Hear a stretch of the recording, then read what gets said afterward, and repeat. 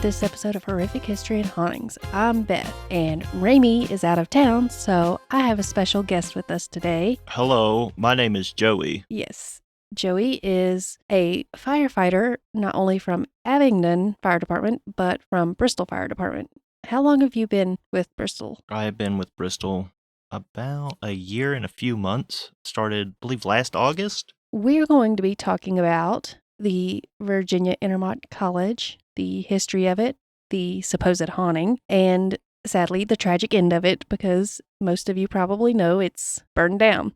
And Joey was one of the ones there to help fight the fire, so we're going to talk to him about that. Most of the information I got for the history part of this episode is from a book I found on Kindle. It's called Virginia Intermont College 130 Years by Mary Lou Smith. You can also purchase the paperback on Amazon. Joey, why don't you tell our listeners about the night you received the call about the fire at Virginia Intermont? I know you were just getting home from work that night and you had to head right back as you were getting ready for bed, but why don't you tell them what happened after you left the house? Okay. Currently, I was working at Abingdon and I got off at midnight. If I'm correct on my time, it was 20 past midnight. It was a little past midnight, I remember. It came out that it was a fire. Now, we've had 3 other fires since I've been at Bristol at the Virginia Intermont College, but we've had smaller fires-ish. One of them was in the old pool, and they got that extinguished. I wasn't there. The other one was in the library building. There's still books in there, by the way. Yeah, I remember seeing them whenever I would drive by and be like, I wonder what kind of books are in there still. Right. So that was partially burned. This third fire came out as fully or 50% involved on the initial size up for the main building, which is the actual main structure, not the side structures. Main hall building, I believe is what they called it. Correct. The call came out, like I said, and because me being me, I got a little anxious about this, and I was like, oh, no, this is it. This is the big one. Yeah, you did seem a bit nervous when you were rushing to leave the house. So I did a little bit of driving. I left and I went to Abingdon because I thought they would call for Abingdon. And then at that point, my lieutenant had sent a text out stating, if anyone's available, this is it. It's the big one. All hands on deck. Yeah, essentially. Come and play in the yard. And I rushed home, quickly grabbed all my stuff that was in the other vehicle, and then went and was able to go to Station 3. I caught the tower as they were waiting on me, and we took the tower to Virginia Intermont. And I think at this point it was about 1:30, if I'm correct on the times that I saw. Mm-hmm. As we came over the hill, you could literally see the glow. First off, you could see the glow prior to me even getting to Bristol. You could see the second sun. Yeah, the pictures that I seen, some people said they could see it all the way in Blumpville. Yeah. What is the tower? The tower is, we have a ladder truck and we have a tower, and our tower has what we call a bucket that you would literally sit in. Oh, okay. So it's like a bucket truck for a fire department. Right. Okay. It goes up about 100 feet in the air, give or take. I want to say 100, but I may not be exactly correct. But anyways, So I took the tower. As we came over the hill, we could see it. It was fully involved. You could see on both buildings accordingly, the main dual structures. And it has a catwalk that goes between them. So we get there. Things fully involved. We set up the tower off of Moore Street side. And we then hit the issue with water, because all of the water systems in Bristol it's a very dated water system, you could say. Mm-hmm. And due to that was one of our first issues we struck. As we were waiting on tankers to come in, a tanker is an apparatus. An apparatus is just a fancy term for a truck, a fire engine, or anything listed as a fire engine. So anytime I say apparatus, it just means a vehicle, you could say. Every time you said that, I thought you were talking about a place. An apparatus? No. So an apparatus is a terminology we use for any type of thing, like anything that would be relating to fire suppression. And I even say suppression when it just means, we spray water. Oh, okay. I know it use big fancy terms, but it's really just a term that people have used for a long time. Just so you all know, Joey is my fiance. He obviously lives with me, so that's I do? Why we're talking the way we are. Yes, you do. Wow. Did you not know? No. That's where you lived? No, I thought I lived at work. Oh, well, you do, kind of. We have a little joke where I say the whole Titanic thing. It's been 84 years. You've gone to get the milk and cigarettes. But that was a little off topic. This fire, as you mentioned was so large and spread so quickly that numerous local fire departments had to be called in to assist your team at Bristol.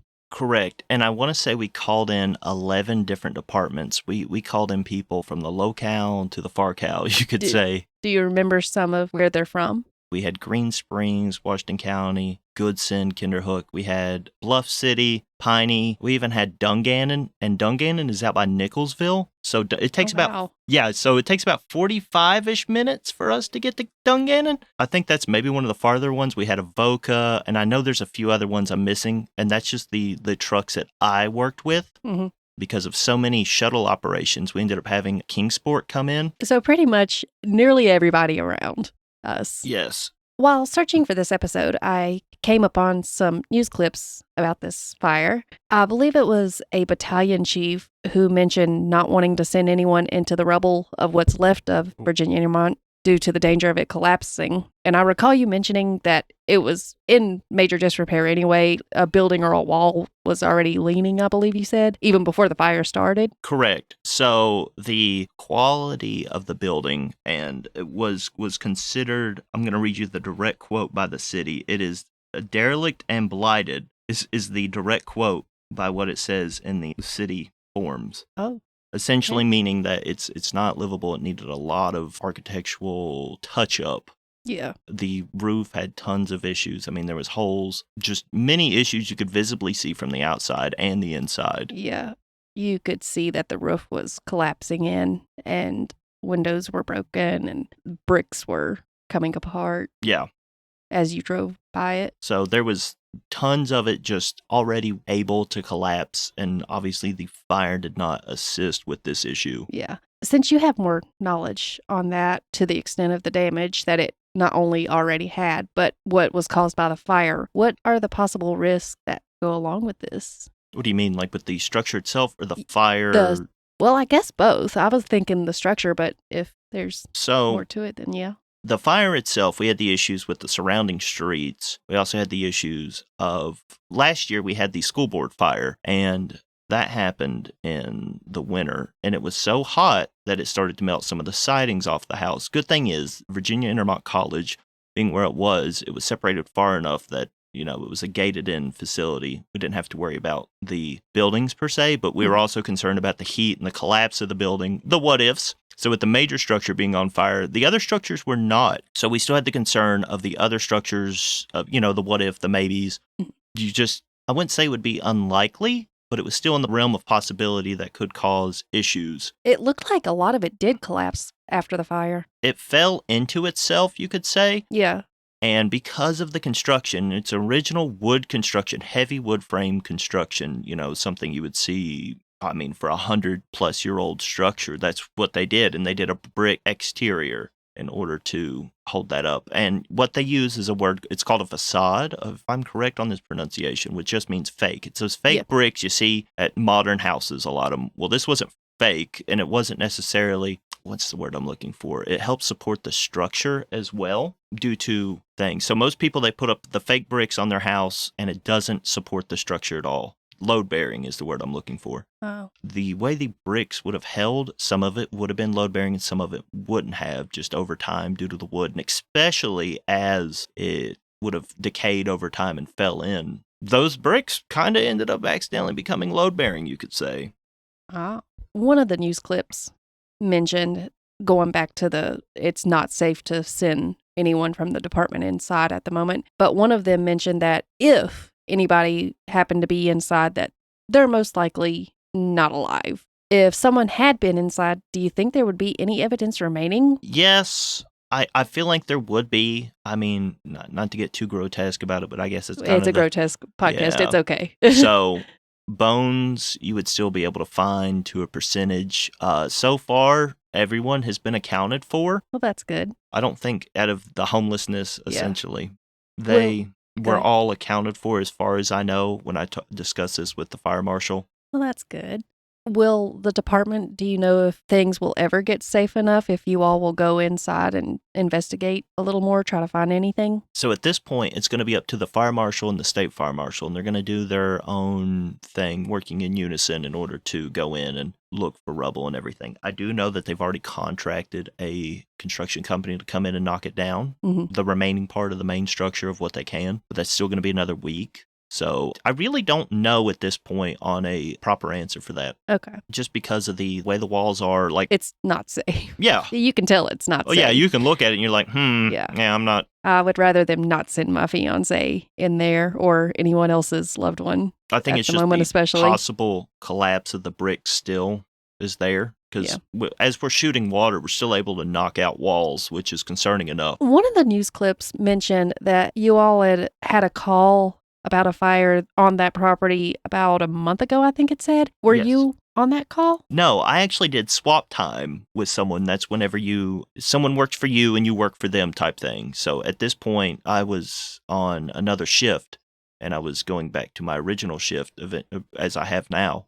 And I did swap time with a guy and he swapped with me. So if not, I was going to be, but because of us doing swap, I did not.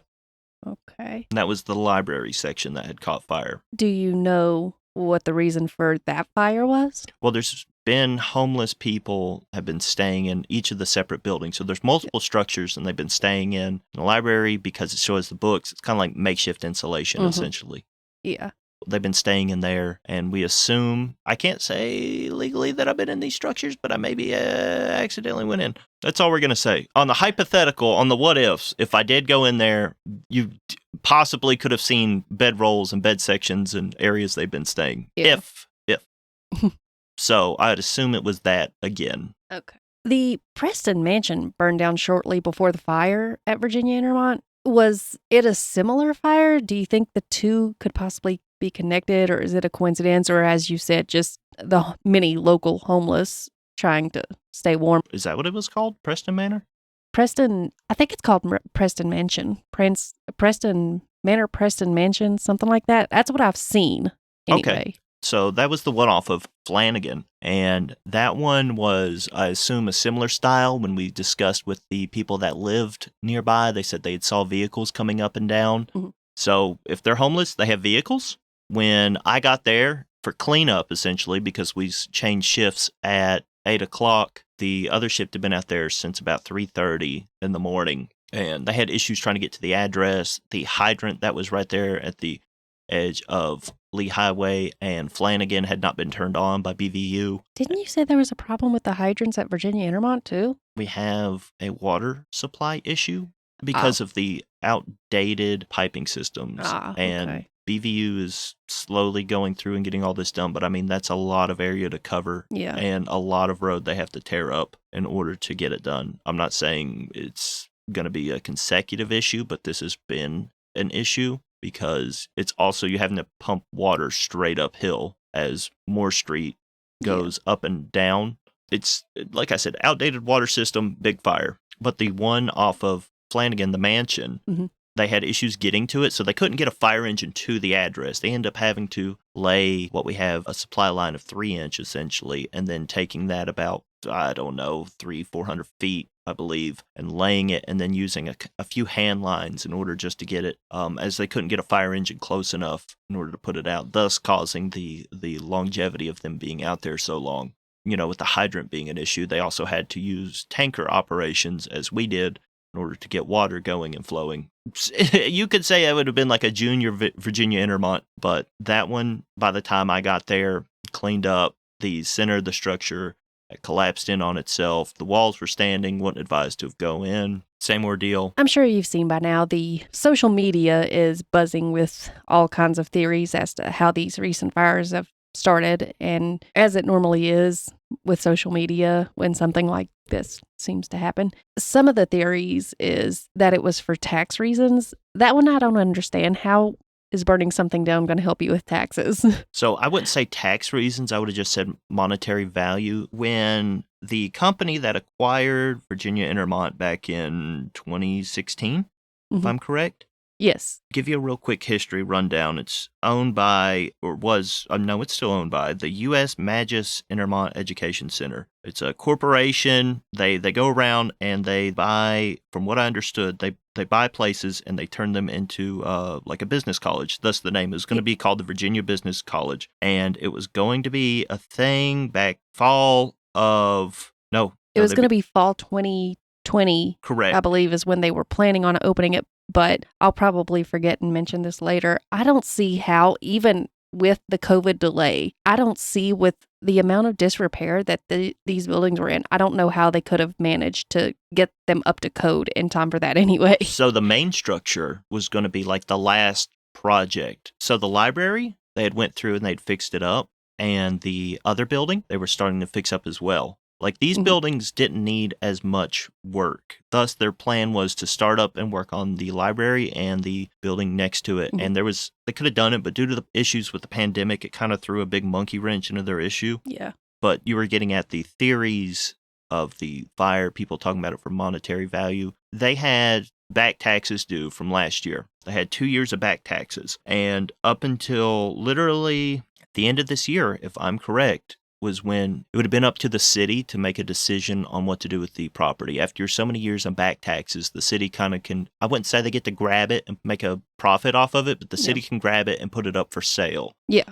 Like an open auction ordeal. But this also being the large mass it was, they were still trying to get a hold of the corporation to find out what was up with everything going on. And that was the plan starting January. Yeah. But kind of due to this fire, they've done some special meetings to figure out what they're going to do. And I think it's still one of those we need to wait type thing. Wait to find out. Right. But I'm pretty sure that due to the severity of it being an emergency, they're going to try and still do some construction and demolish it.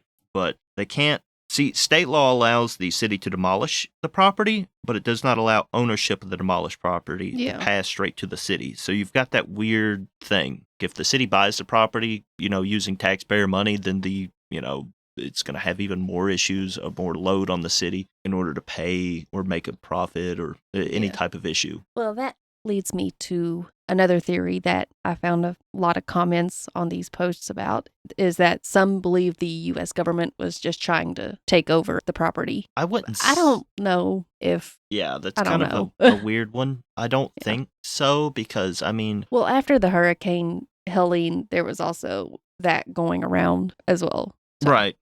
I don't think this would be something the government would have definitely wanted to jump on as a buy property, because you got to think about the literal deconstruction of the facility. There's so much cleaning out. This thing's been there since what? The early 1900s? Early 1900s. It may have been 1800s. I'm like not sure. 1891 is. I'm not saying I got notes, but I got. Yeah, I'll probably repeat some of this because I haven't got into my history part of it, and I'll forget that we mentioned it. But yeah, I think that's about right. Well, it's what my notes say. The VI was a private college that moved to Bristol in 1891, and in 1893 classes began and continued until its closure in 2014. So no, I don't think the government would have wanted to have this issue, because the locale government wouldn't want to deal with this issue. Yeah, and of course we've already mentioned the local homeless folks using the abandoned buildings and trying to stay warm by starting fires, and they just get out of hand. Right. So we had the issue with the old school board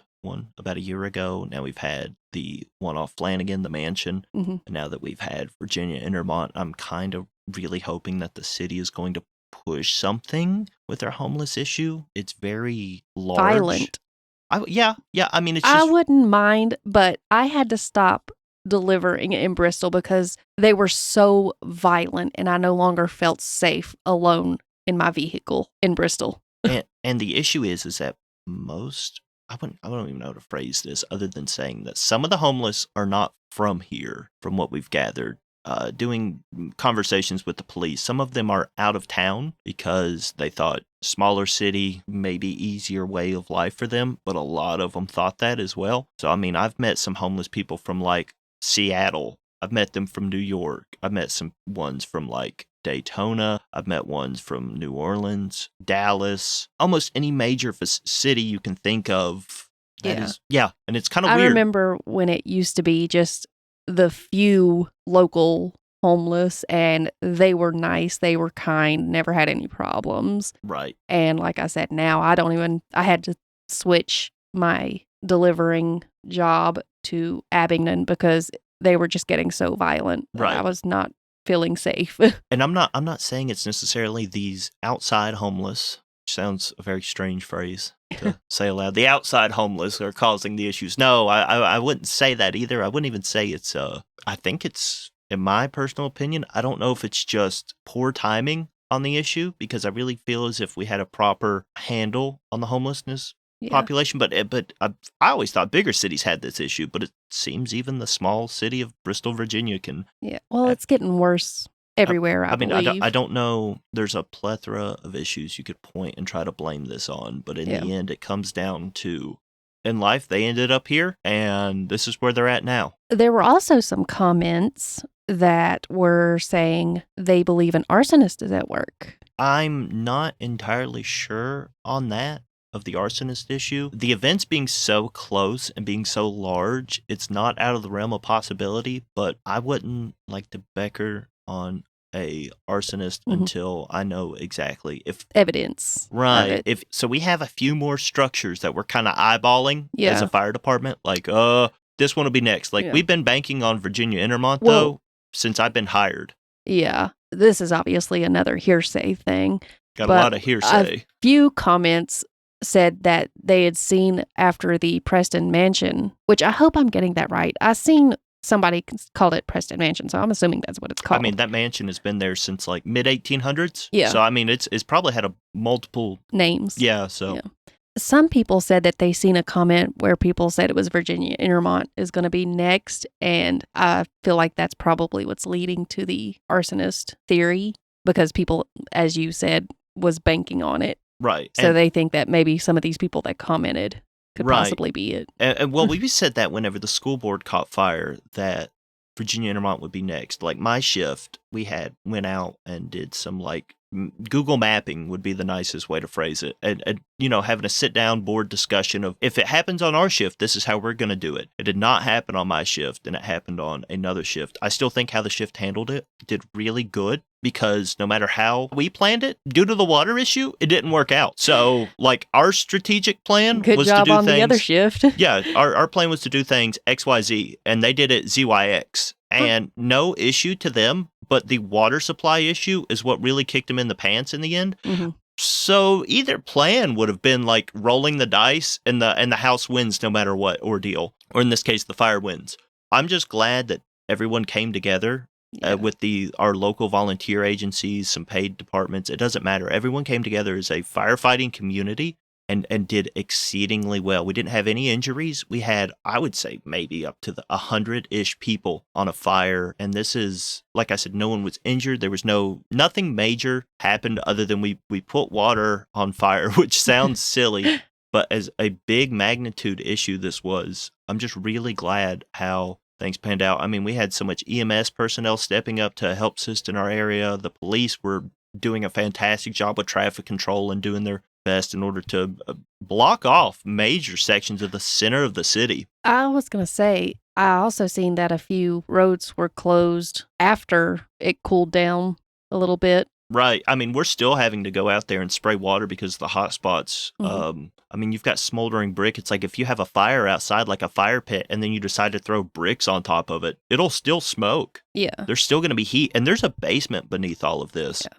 And then you have wind gusts that can start it right back up. And we just, I mean, if it rained really hard, it still wouldn't be enough. Yeah. It's just, I'm glad massive fire. Right. I'm glad how the other departments handled it. I'm glad how the other shift handled it. I think they did a fantastic job. No matter what, kind of like how they had the other fire, they persevered. They thought outside the box of how to resolve their issue, and they did it. And by the time I got there, I mean, it was just kind of go with the flow type ordeal. Yeah. Of the theories that I mentioned, which ones do you find most plausible, and which ones do you think are complete foolishness? I think the arsonist theory is not completely out of the realm just because of the timing. Mm-hmm. I kind of hope not. As a fireman, you would think I would like to go on fires consecutively. It's nice, but I also know that anytime there's a fire, anytime you think I'm having a fun time, someone's having a really bad day. Yeah.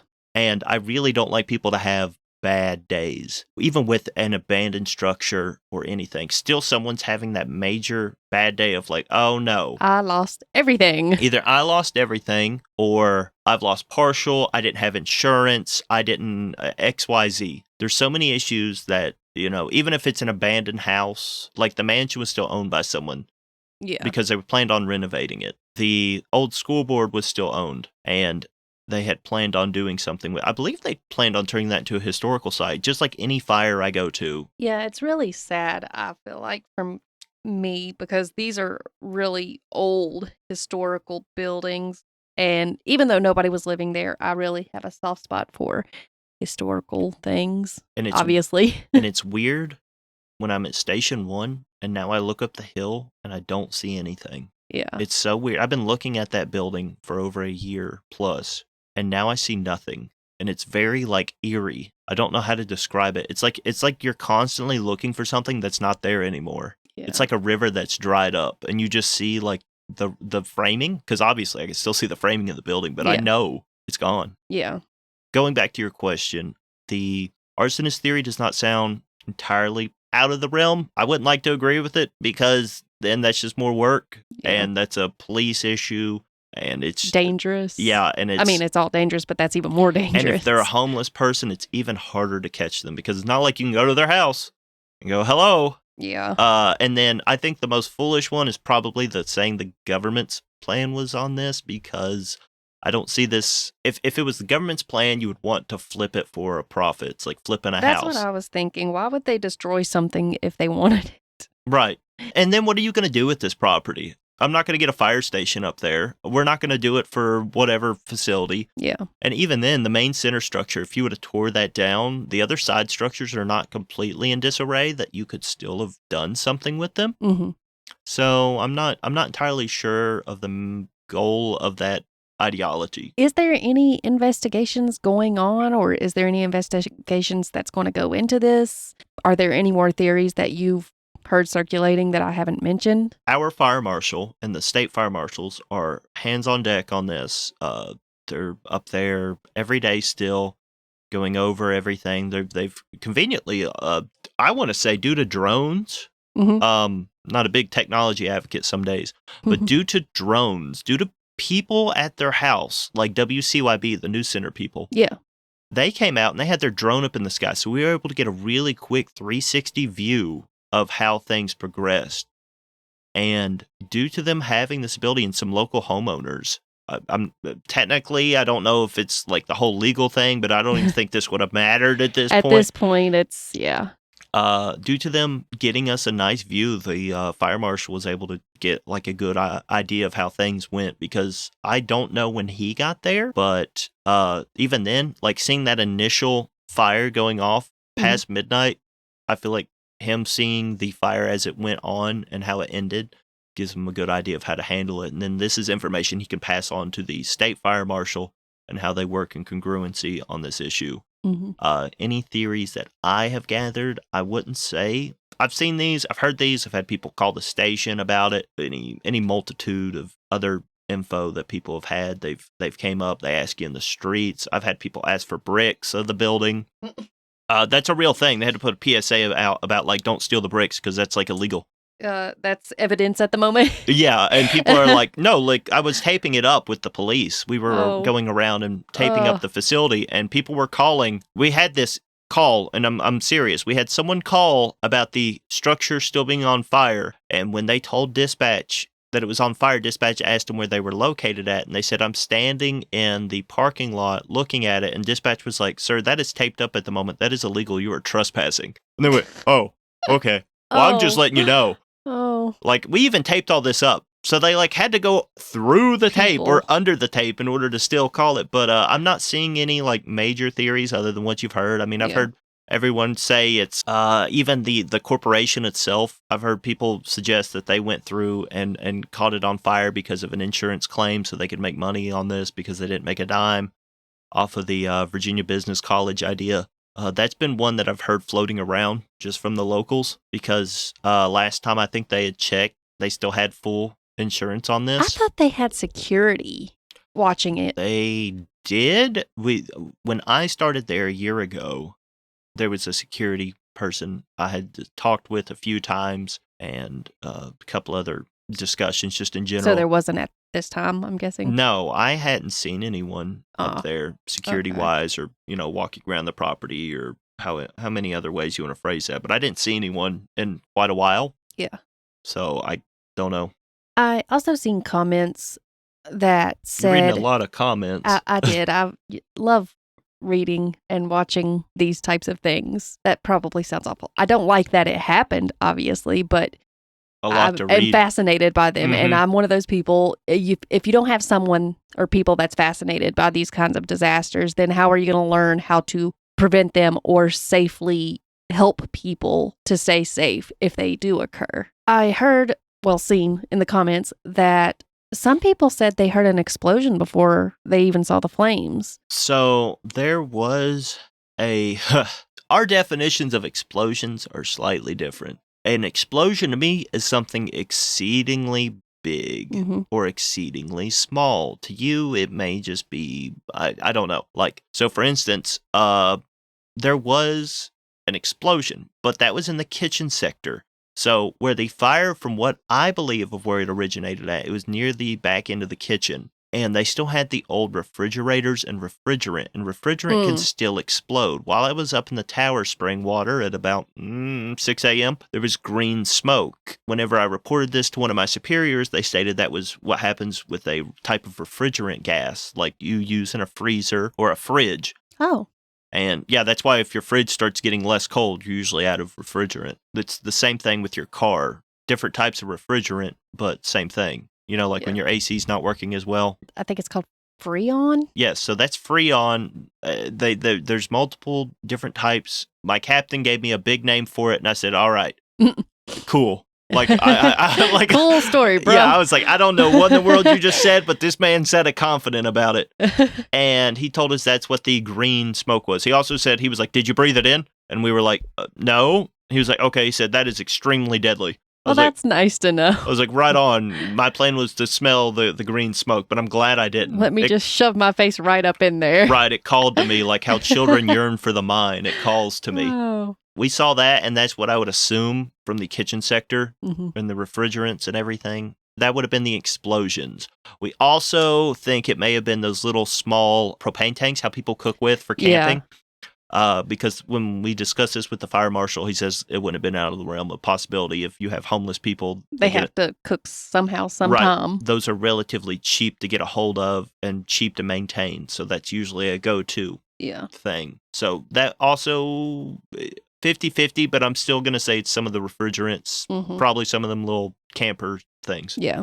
Do you have any theories or ideas as to why this fire spread so rapidly? So with it being over 100 years old, all wood, and there's a middle staircase located where a large bell was, and that would have caused a funnel for air. So as this fire would have spread, even if it was properly maintained, let's say, perfect, blah, blah, blah, a lot of open hallways and wood would just spread this naturally. So it's not surprising that once this thing started and it went, that it spread as rapid as it did. The bell tower is what I like to call it. It's got a proper name, but I've been calling it the bell tower. As the fire went straight through a stairway, just like a tornado, as the air, warm air rises, circulate, and it's got a way to feed like a chimney. It can just exert all of its hot air up, and thus it would have been fire on bottom, chimney top through the bell tower, and then it would just been able to easily spread its way across to the other building that caught fire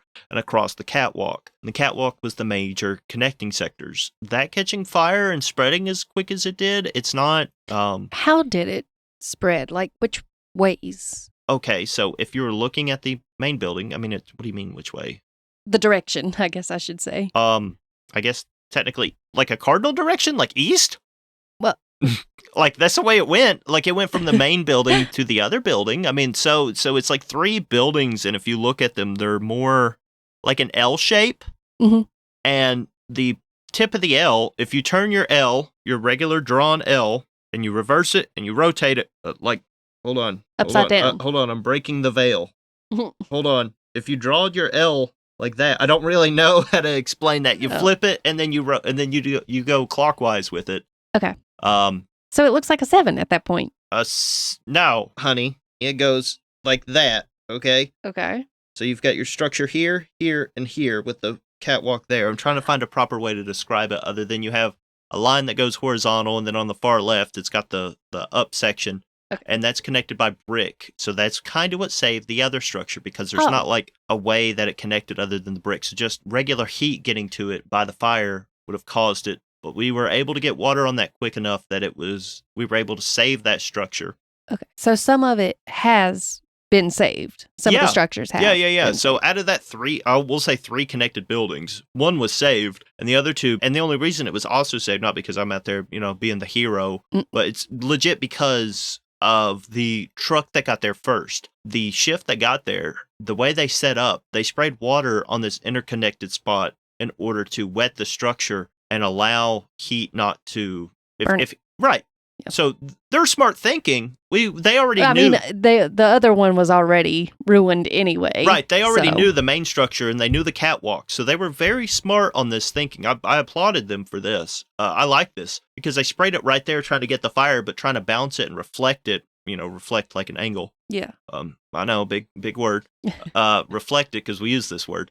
Off the third structure, they were able to save that structure. So we didn't have 3 major fires. We still had a major fire of 2. But that's why. And then as it spread, I mean, you've got 100-year-old floors with holes in them, windows busted out, and this is not what you want. That's feeding oxygen to the fire, and it causes a draft. The fire will go towards the oxygen.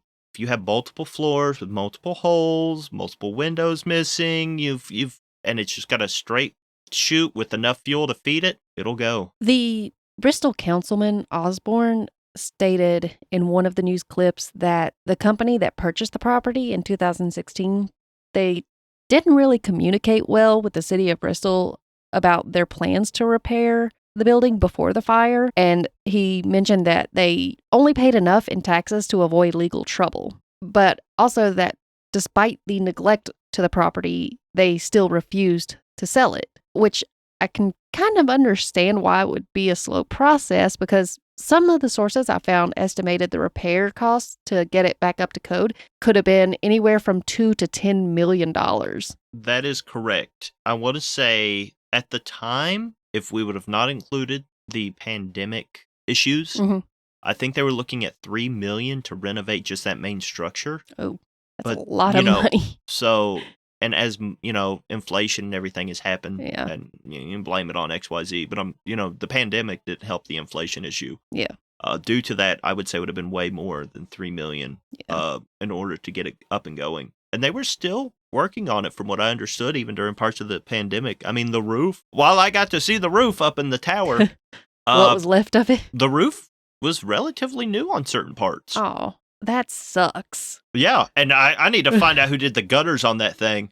Them gutters held on exceedingly well. Like I don't know what gutter company did that, but like bravo. Like I'm sitting here hitting this thing with. Well, if the gutter company happens to listen to our podcast, my gutters are kind of falling off at the moment, so give us a email. I mean, if I'm shooting 500 gallons per minute of water at these gutters and they're holding on, I was like, because me and the guy I was up in the bucket with, I said, these guys needed a raise. I said, the structure is gone, but their gutters and the roof held.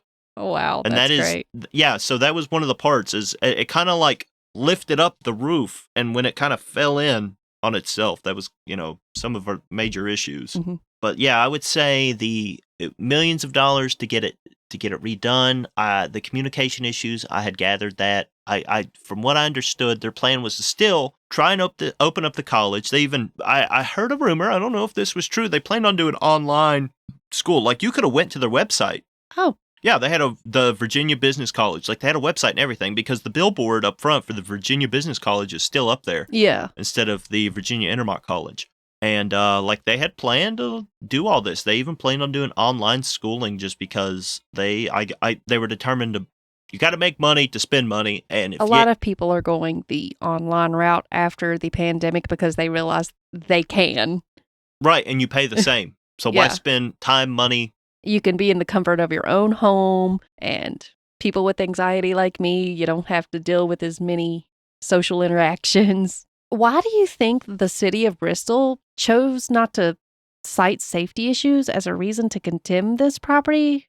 Because wouldn't that have given them the authority to make the necessary repairs to get it up to code and repurpose it for a good use for the residents of Bristol? Are you saying, like, so the college went straight from... Like, condemn it, since it was in such a state of disrepair and they considered it a safety issue. They have been known to condemn homes for reasons like that. Yeah, but no one's staying in it. I mean, it's not like the college was up and running either. Oh, okay.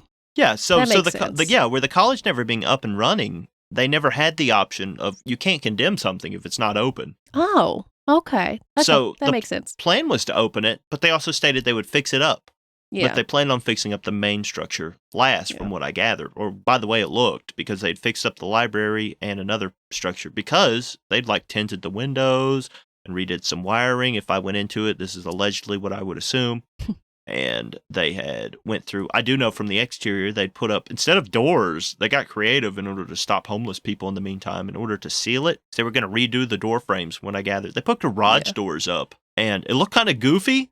Which is kind of sad in a way, but then again, if you don't try to prevent them from going in there, then things like this tend to happen quite often recently. Right. So their plan was to fix it up, like I said, but due to the pandemic, really threw a monkey wrench in their plan, and they just didn't. And I feel like at this point, they were so far in the hole with trying to get this fixed. It was kind of we'll get back to it later, ordeal with the company. Yeah. Assuming that you don't know or have any thoughts about any future plans for the site now that it's destroyed? No. So I know the city's in limbo on what to do with it. If they acquire it, taxes increase for the people that live in the city. We don't live in the city, so it's not really a us problem, you could say. But well, our taxes are going up too. Mom got a letter. Hot dog. Yeah, I know, isn't it great? Hot dog. I'll just quit paying them. But anyways, the plan, it would be cool. I'm not saying, I'm just saying from a personal experience, it'd be cool if we got a fire station there. You have 3. We have 3. You know how old these stations are? Good. Yeah, okay. Yeah. Yeah. So station 3 and 2 were built in 1971 and 72. They're fine. They work, but I wouldn't say there was proper planning ahead. Those work, but our main station, downtown station, is 80 years old, I believe, or more. There's a poster, and I pass it up all the time when I'm working downtown, and I've just never taken the time to actually look at it. And if one of the local firefighters listen to this, he'll probably smack me.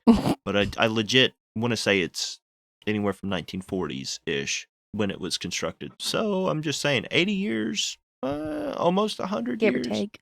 Yeah, and it's not like these things just randomly sprout.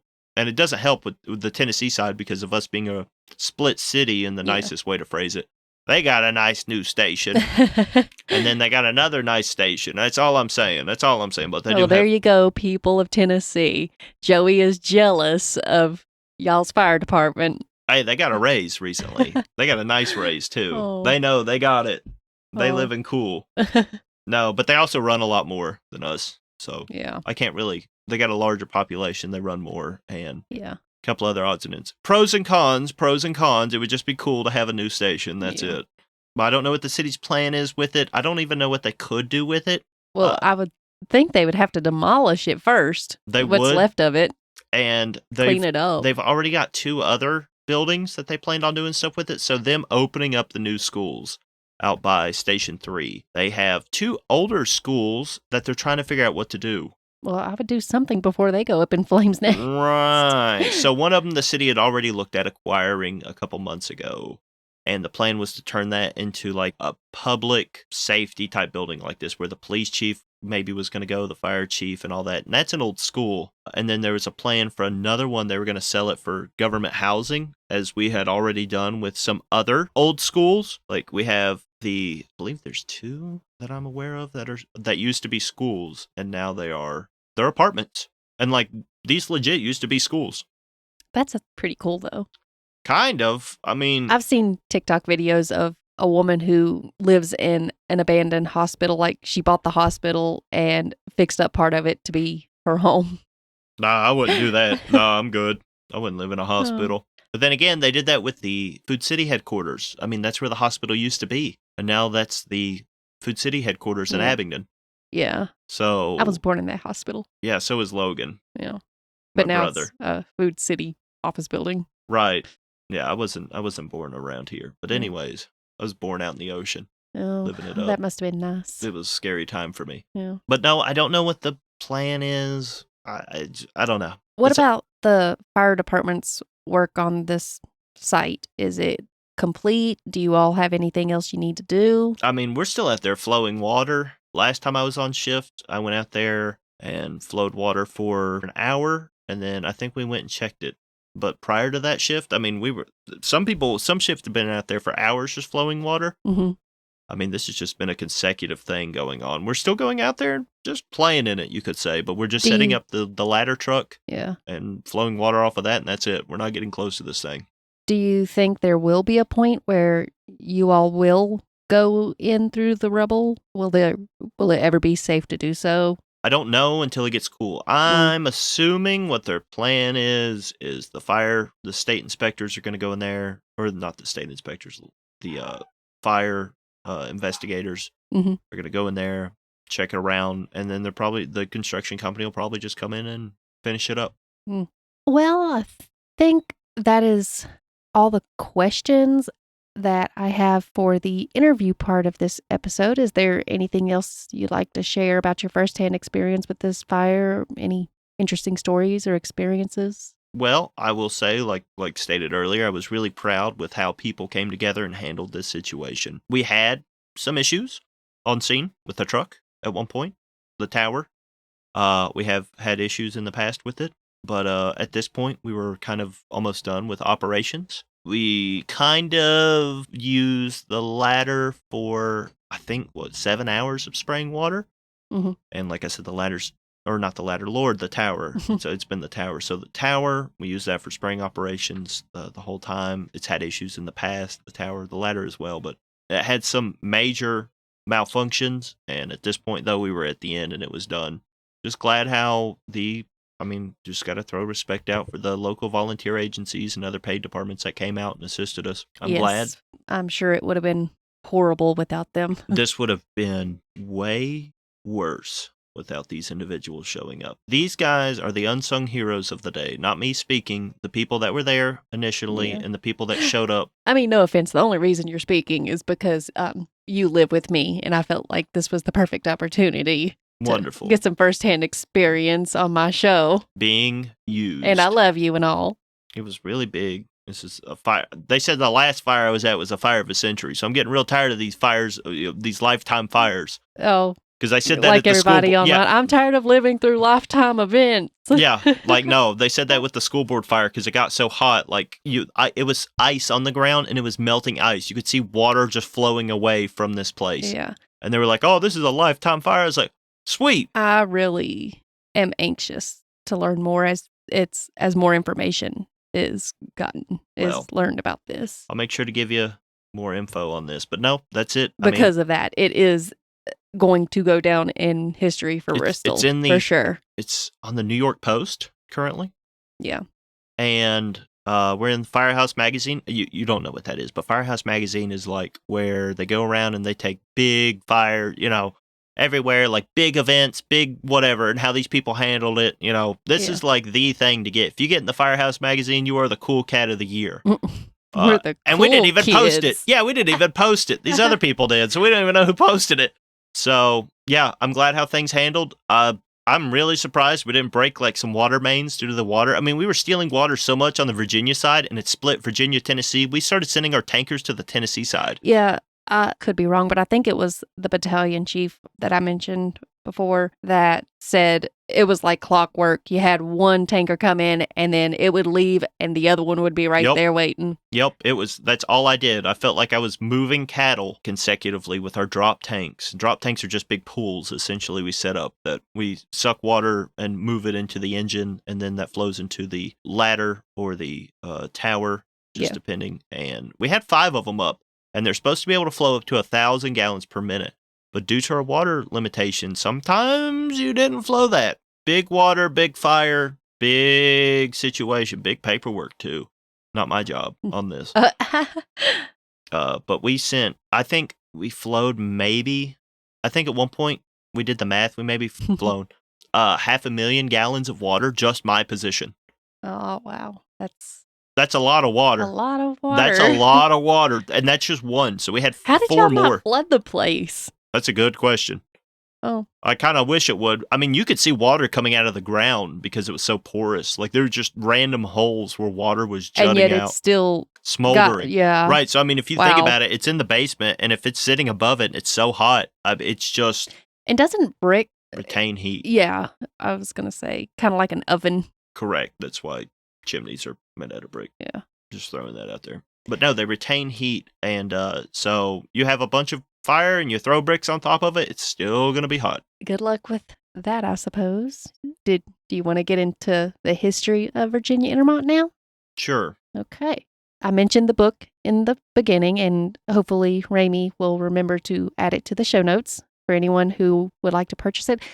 I would suggest purchasing it. It is a little more expensive for a Kindle book, but it's well worth it. It was over $20. But from the reviews that I read before I purchased it, the people that read it, some of them actually attended Virginia Intermont and graduated from there. And there was things in there that they said they didn't even know. So if you attended Virginia Intermont and you have any interesting stories, let us know. And also I'd suggest you get that book. Virginia Intermont College was founded in 1884 by Reverend J.R. Harrison, who was the pastor at the First Baptist Church in Glade Springs. It's that old rundown church for those local listeners, and I believe it's the one that has the steeple laying on the ground near it, which I thought was pretty cool, just because I'm nearby. A little bit about Reverend Harrison. He dreamed of establishing a school for women's higher education that went beyond finishing school in our local area. However, he faced many complications due to the typical prejudice against women's education or women in general during that time. Many local residents rejected his request for financial aid because of their beliefs.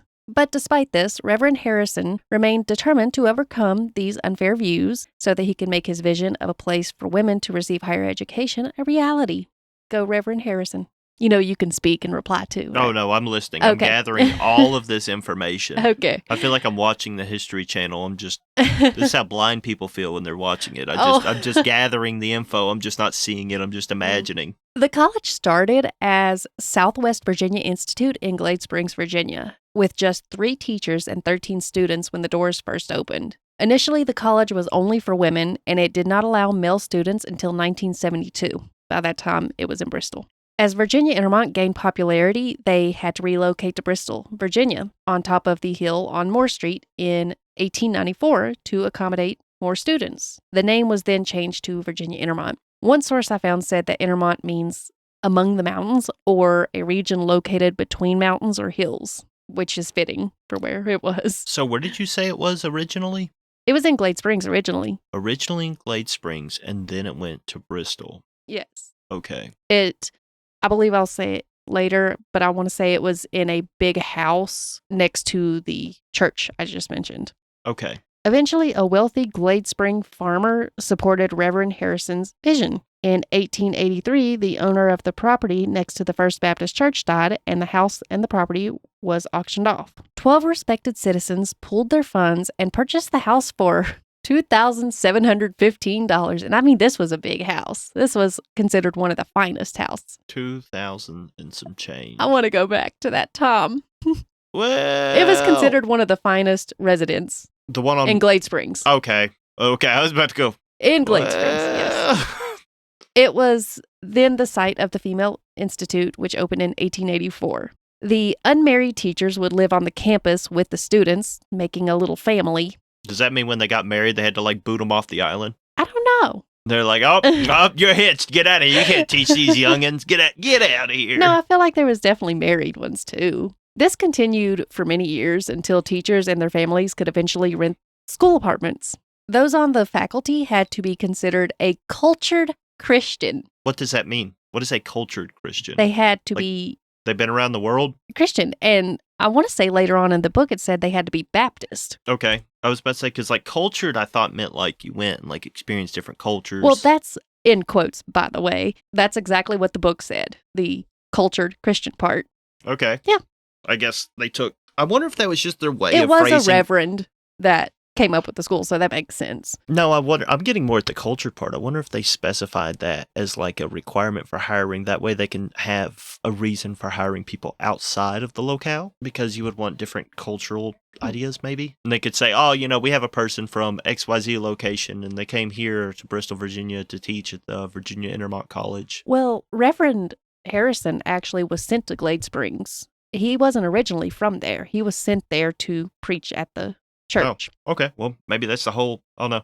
I don't know. And there was rules for this college as well. It was Not Christian. rules. No. Yes, strict rules. They had a very strict schedule, and they obviously were not allowed to have boy visitors. They had to act certain ways and wear proper clothing. The original building, located in Glade Spring, was destroyed by a fire in 1894. Yes. By the time the relocation to Bristol, Virginia, was already underway, though. It was constructed between 1891 and 1893. So I knew about that the I OG. found it weird. It burned down as well. Well, it just kind of follows it. So there used to be another school in Bristol as well that had caught fire. Why are all the schools catching on fire? They don't need no education, as they say. So that had happened once prior, and I don't really know the exact history of it because I was looking at something about Virginia Intermont, and it was relating how... I bet the Bristol Library has some interesting books that may pertain to that. It was near the Bristol Library, up on that area. There used to be another school there. Yeah. And that's what had caught fire. Oh, that ain't good. And I wanted to find out, but everything I kept pulling up, you had to pay money for. And I was like, I ain't got no money, so I ain't paying for education. Yeah. Just like these kids burning down their schools. Blaming the kids. You got to blame the youth. Eventually, there was financial troubles when it came to this construction.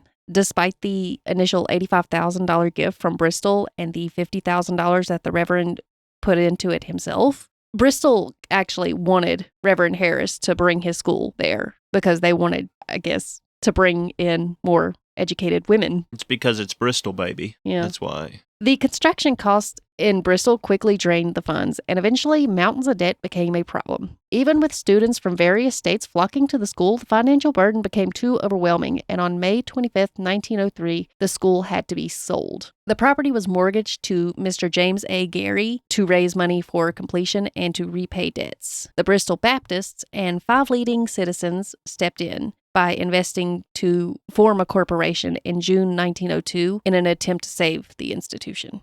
The school's financial situation improved, but in the early 2000s, it again faced financial difficulties. Bill Gatton, the local owner of the many automobile dealerships, donated $1 million in 2007 to try to help Virginia Intermont stay open. Yeah, so I don't know if you know this, but Bill Gatton, that's why people legit love him around here, because he did stuff like that quite often. That's why a lot of people in our local area, if they saw Bill Gatton, his Honda thing, people flocked there to buy his vehicles because they would read about all the nice and good things. Isn't that where we bought my car? Yes.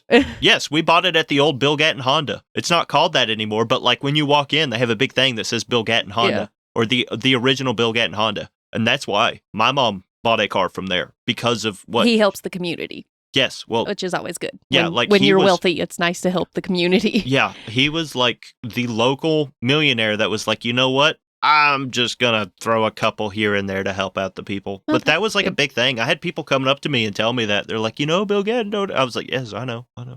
Well, altogether, the school ended up raising $5 million.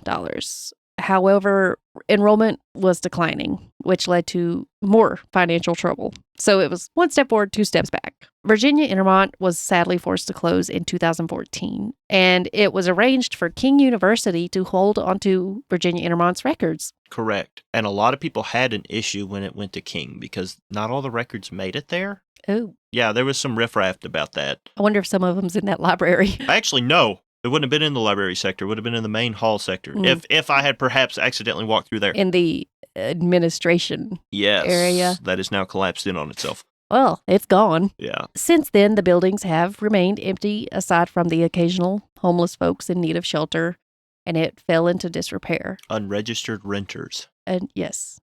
While there were said to have some people plan to repurpose the buildings before it was purchased in 2016, as I mentioned, the estimated cost was in the millions. So that deterred the potential buyers until this company called U.S. Magis International, I believe, purchased Virginia Intermont. And that's when they announced the plans to renovate it into a business college.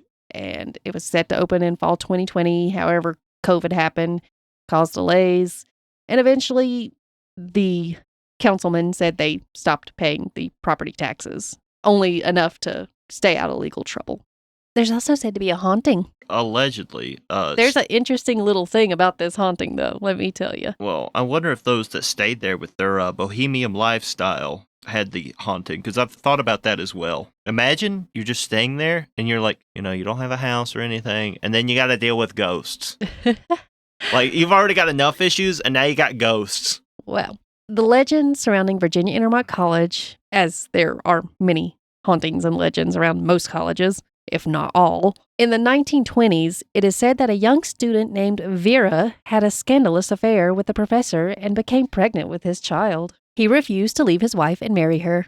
And in the 1920s, as the mother of a child fathered by a married man would be a terrible way to live, so Vera decided she was going to do something else. She went to the third floor room and hanged herself. And as her body swung from the noose, it knocked over a lit kerosene lamp, though some sources say it was candles, and her body and the room were quickly engulfed in flames. Sound familiar? It sounds like the original fire. This legend became so popular that it even appeared in the school's newspaper. And it became so widespread that in the 1990s, the real Vera showed up, who was 92 years old at the time, and she wanted to speak to the school officials about it.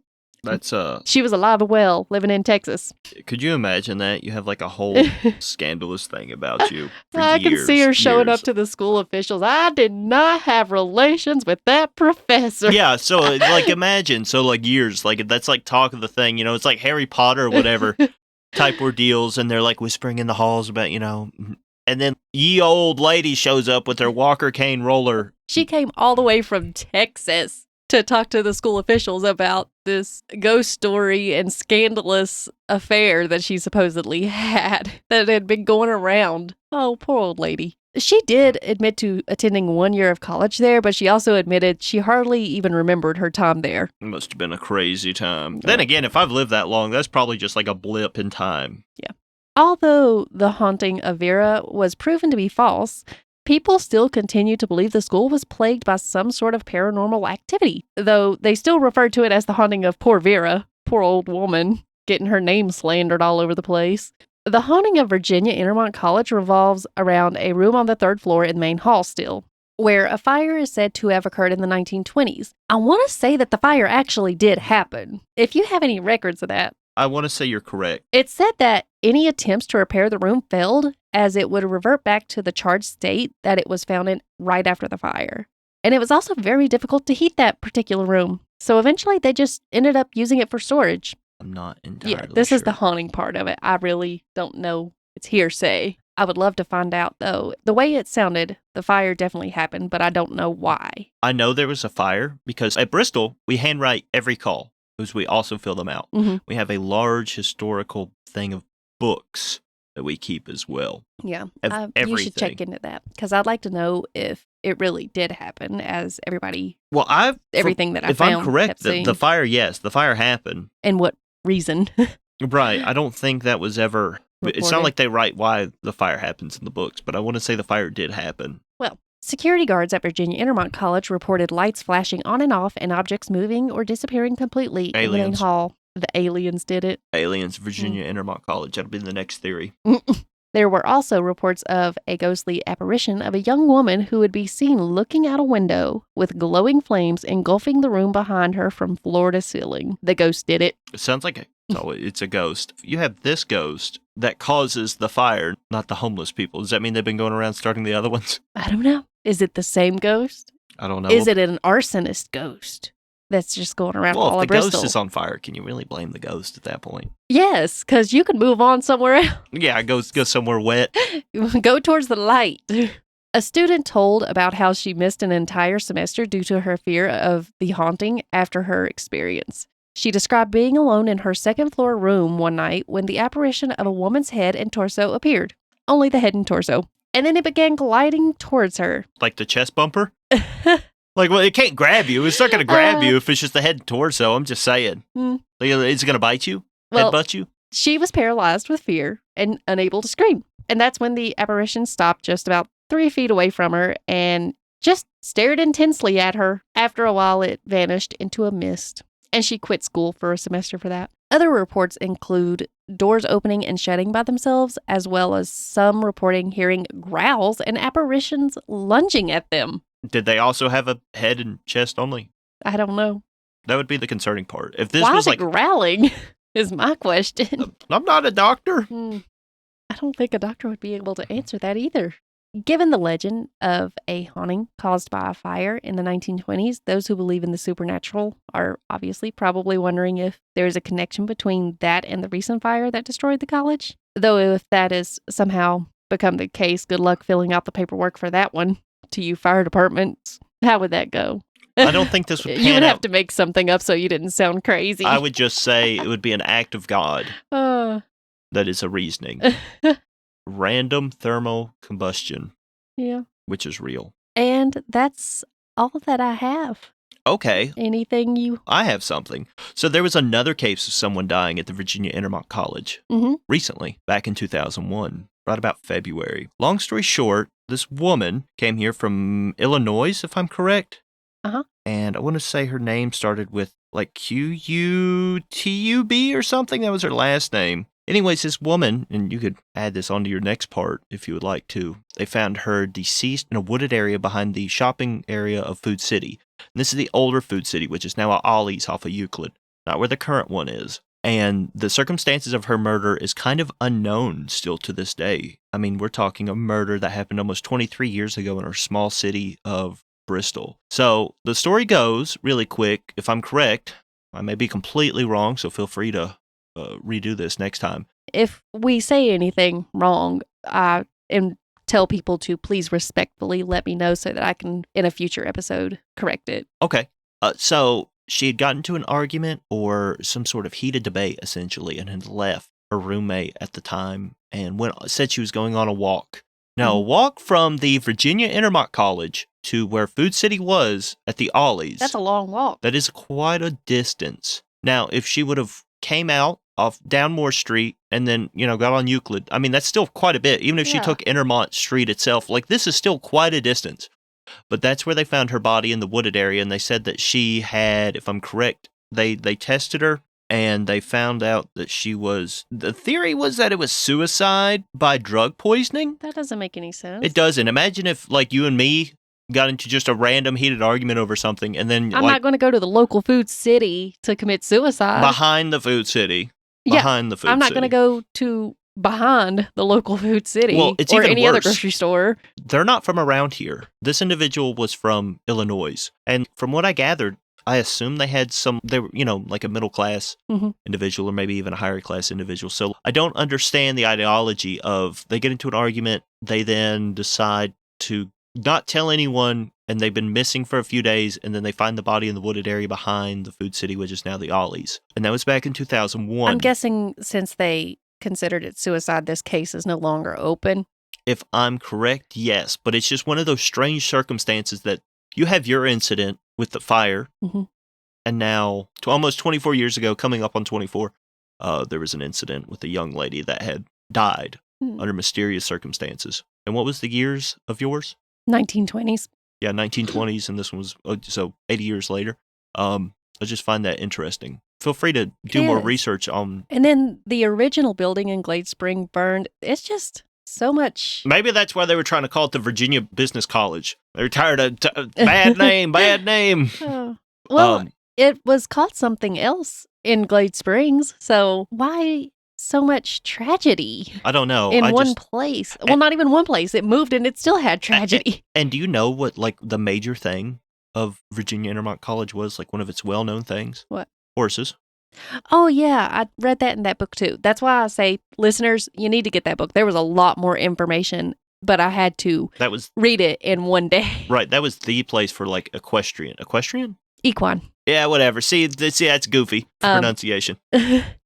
Equine, but that's only, it's equine for horses because I only know that because I took equine management in high school. And Now I believe the property that they had in Bristol is Emery and Henry's. I do not know. It's near exit 10, I want to say. Oh, then that is by. There's a big open field out by it. I had to take one of my buddies there the other day, and that's what he was telling me. Yeah.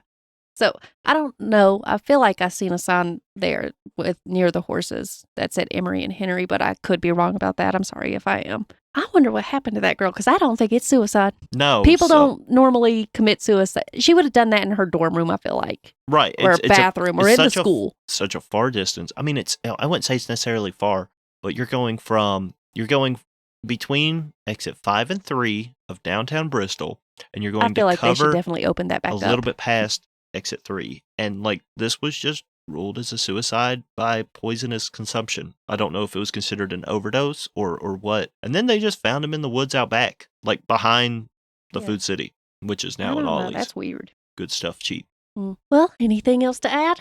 No, I think that's it. Okay. Thank you all for listening. Don't forget we have a link tree in the show notes. I'm sorry, I'm not used to doing this part. Just really quick, hey, thank you all for listening. I greatly appreciate it. All of our social media links will be below. You can leave a tip if you would like.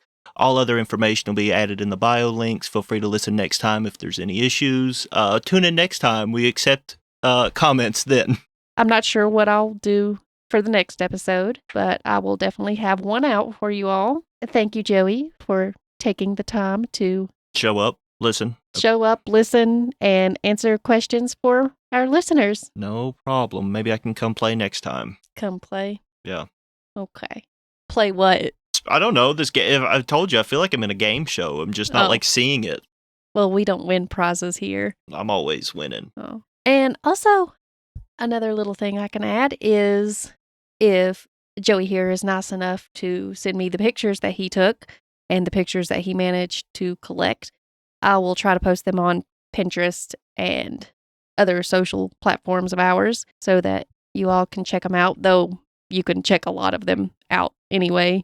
If you just look it up, it's all over the place. Yeah, but this will be first-hand photos as it was going on. Yeah. And I kind of forgot my phone halfway through. And cleanup photos. Well, there you go. You all will get to see all that fun stuff. Tragic stuff. Not fun, I'm sure. But thank you for listening. Goodbye. Bye-bye.